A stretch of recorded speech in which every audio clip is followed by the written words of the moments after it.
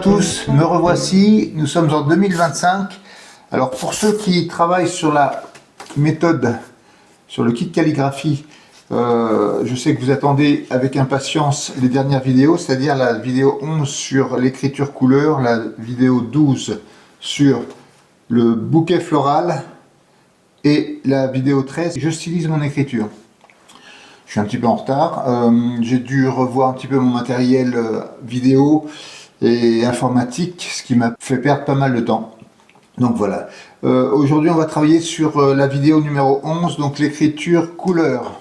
L'écriture couleur, nous allons travailler simplement parce que nous sommes toujours dans le cadre de du kit calligraphie où nous ne travaillons qu'avec théoriquement un calame, avec le Brunois, donc on n'est pas encore équipé. Voilà, on verra le matériel un peu plus, je dirais, sophistiqué plus tard. Pour l'instant, comment peut-on travailler la couleur d'une manière simple? Alors d'une manière simple, vous avez des encres couleur style aquarelle, encre aquarelle, que vous pouvez travailler soit au calame ou avec de la cagette. Si vous travaillez avec des enfants, vous pouvez travailler avec des bouts de cagette, c'est ce qu'on va voir tout de suite. On peut travailler aussi tout simplement avec des marqueurs. On va voir ça aujourd'hui. Je pense qu'on va s'arrêter là et on refera après des vidéos sur la couleur un peu plus techniques quand nous serons équipés en matériel, surtout en plumes ou en outils d'écriture un peu plus sophistiqués. Voilà, on va commencer.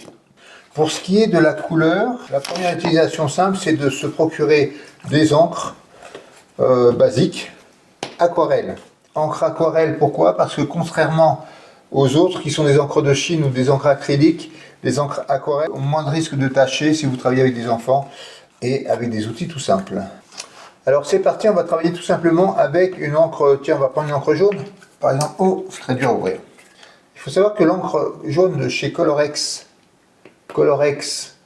Aquarelle brillante, la numéro 59, c'est le jaune primaire.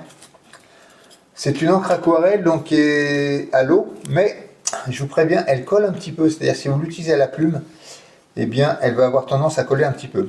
Je vais tenir mon bout de cagette comme je tiendrai mon calame. Vous remarquez qu'on a un bout coupé. C'est ça l'astuce de la calligraphie, c'est travailler avec un outil, avec un bout carré. Vous avez vu ça dans les premières vidéos.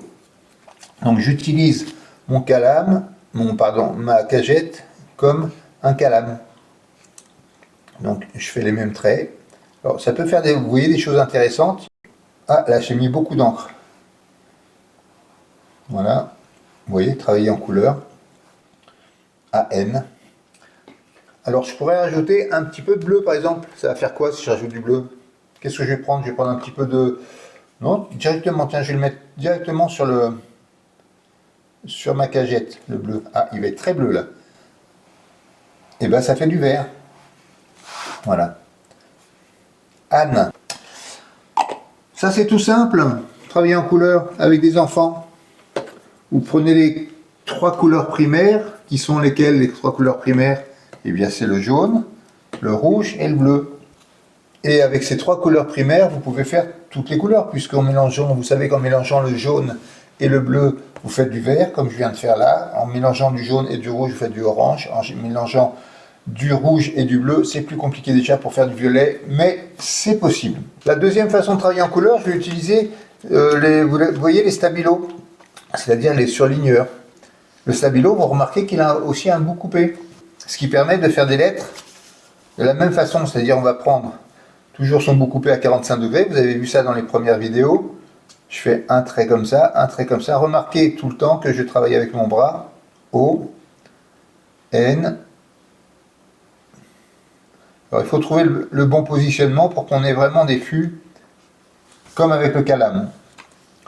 Je peux changer de couleur, O, N, C,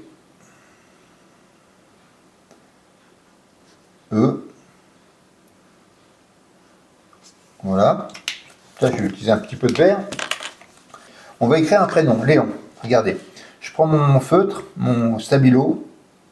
Je fais le L majuscule. Hop, je fais un petit trait élégant. Je fais mon délié vertical. Alors bon, avec les stabilos, c'est pas aussi précis qu'avec des plumes ou le calame. Léon.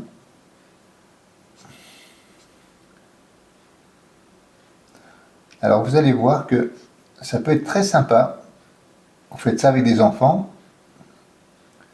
Vous voyez Léon. Voilà Léon. Mais ce qu'on va faire, nous allons, si je trouve mon stylo que j'ai perdu, voilà, il est là. Ce qu'on va faire, on va surligner. Ça c'est une petite astuce. Surligner. Alors je surligne comme si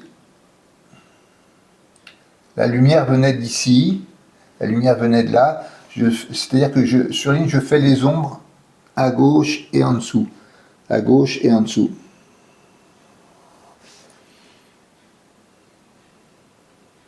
Toujours à gauche et en dessous. Vous voyez, à gauche et en dessous et à gauche. Voilà, tout simple. C'est sympa comme ça. Le L, je le finis. Voilà Léon. C'est bon pour la couleur, enfin, pour une première approche de la couleur, avec les outils que vous pouvez vous procurer dans n'importe quel magasin qui vend des stylos, des stabilos, des stylos billes. Voilà. Donc rien de compliqué, la calligraphie c'est facile. Allez, à bientôt pour la prochaine calligraphie, le bouquet floral. Et surtout n'oubliez pas, si vous souhaitez être prévenu des prochaines vidéos, eh bien il suffit de faire tout ça. À bientôt.